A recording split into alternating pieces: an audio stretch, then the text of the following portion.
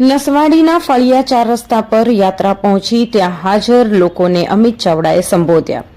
આ સમયે દારૂબંધી સહિતના મુદ્દે સરકાર પર શાબ્દિક પ્રહારો કરી સવાલ ઉઠાવવામાં આવ્યા।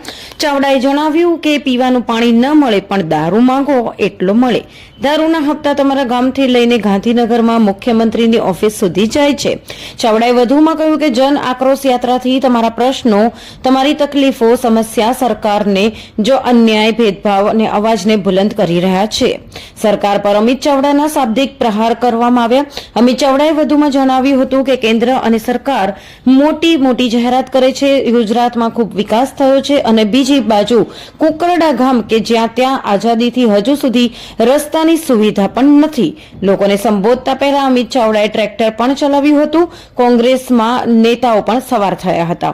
આ યાત્રામાં તુષાર ચૌધરી, પૂર્વ વિપક્ષ નેતા સુખરામ રાઠવા, જિલ્લા પ્રમુખ સશક્તિ રાઠવા, જિલ્લા યુથ કોંગ્રેસ પ્રમુખ નોફિલ મેમણ, નસવાડીના કોંગ્રેસ પ્રમુખ જયેન્દ્રસિંહ સોલંકી સહિતના અન્ય આગેવાનો સહિત મોટી સંખ્યામાં લોકો ત્યાં જોડાયા હતા। રિપોર્ટર ચિરાગ ગુપ્તા, છોટાઉદેપુર।